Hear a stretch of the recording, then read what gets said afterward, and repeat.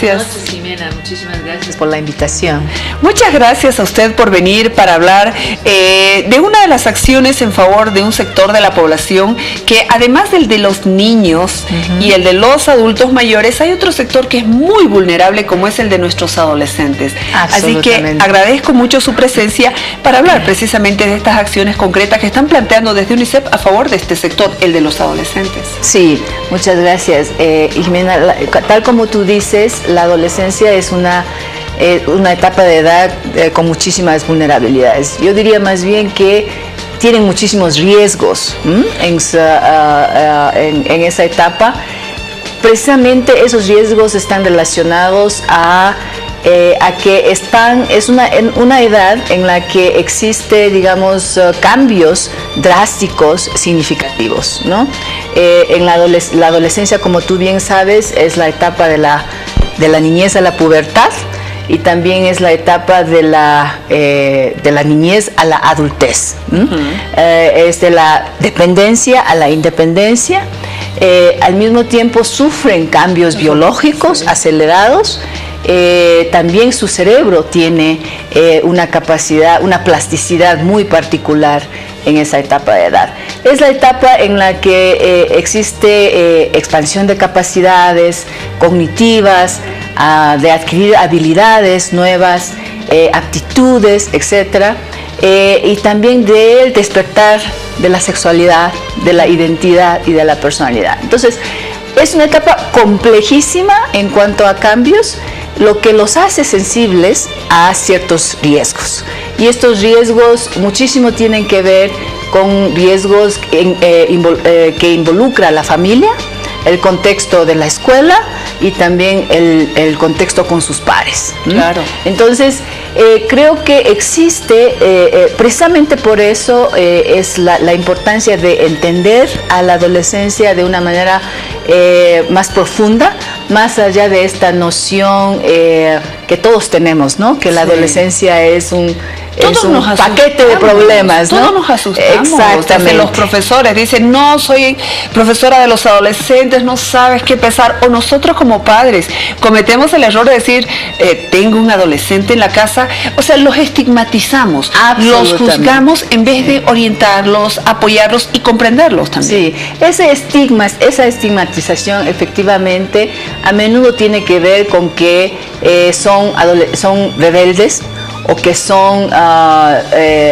incontrolables, que son impulsivos, que efectivamente no se puede relacionarse con ellos porque son irresponsables. Entonces, esta noción generalizada que existe en la sociedad sobre la adolescencia, por supuesto nos conduce muchas veces a tener una predisposición que es adverso para ellos, ¿no?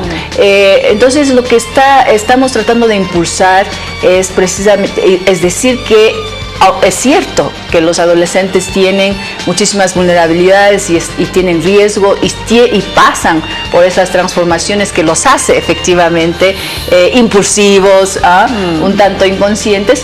Sin embargo, eso es en relación al potencial que tienen los adolescentes de poder contribuir, de ser creativos, de ser innovadores, esa energía que tienen para poder impulsar proyectos de vida es realmente se multiplica en relación a esos efectos, a esas características un tanto negativas que nosotros les adjudicamos. Entonces, la importancia de poder entender la adolescencia, de poder entender esas potencialidades y, por supuesto, que los padres, el Estado y la comunidad pueda explotar positivamente esas potencialidades. Y para eso se requiere, primera instancia, una familia que provea la contención, que tenga vínculos afectivos efectivos con sus adolescentes, con buena comunicación y normas y orientación, ¿no?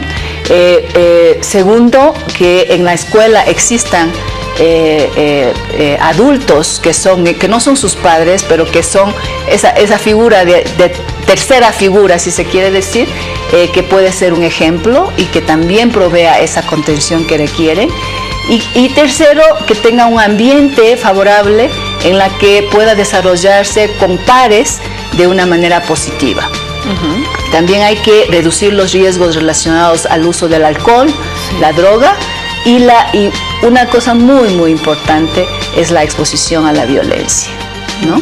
Entonces, cuando los adolescentes están expuestos a un entorno violento, desde la primera infancia, que esto es un tema muy importante de fomentar y de sentar bases, una práctica de no violencia en las relaciones, pero en la adolescencia en particular, la violencia tiene un peso muy importante y por lo tanto debemos evitar que ellos estén expuestos a la violencia en la escuela, en la familia y en la comunidad. Tenemos una sociedad que, bueno, estigmatiza, tenemos una sociedad muy punitiva. Generalmente los padres, en su mayoría, proceden a castigar a los hijos, a encerrarlos, a privarlos de muchas situaciones, a pegarlos, también a ofenderlos con gritos. Esta es una sociedad que obviamente tiene que cambiar para poder ayudar a estos adolescentes y tener adultos que den amor en este mundo tan convulsionado, ¿no? Exactamente. Mira, en Bolivia 7 de cada 10 adultos creen en disciplina de mano dura, disciplina, digamos, castigo físico, ¿no? Qué horror. Si tú miras también 9 de cada 10 hombres y 8 de cada 10 mujeres han sufrido violencia física cuando eran niños. Digamos, tú puedes ver esta aceptación de violencia como un método de comunicación y como un método de disciplina a los niños, niñas y adolescentes en muchísimos países, pero también se traduce en políticas que tienen que ver con políticas de mano dura, con políticas de seguridad ciudadana que se enfocan mucho más en lo punitivo que en lo preventivo. Entonces, clarísimo, los estudios a nivel mundial y UNICEF igualmente está impulsando ahora junto con el Ministerio de Justicia un análisis de los factores de riesgo y factores protectores para la prevención de la violencia y de la delincuencia en adolescencia. Por ejemplo, ese estudio te establece muy claramente que lo que no funciona es precisamente la mano dura y un enfoque punitivo con adolescentes. Los factores de riesgo, yo le decía a usted al principio en la publicidad, le decía, yo soy muy romántica o siempre he creído que el amor es lo que más protege a nuestros niños y adolescentes.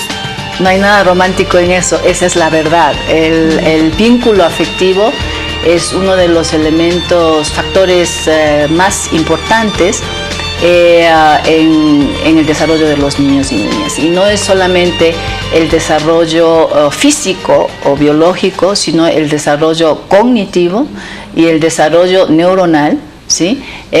Cuando hablamos de neurociencia, se ha destacado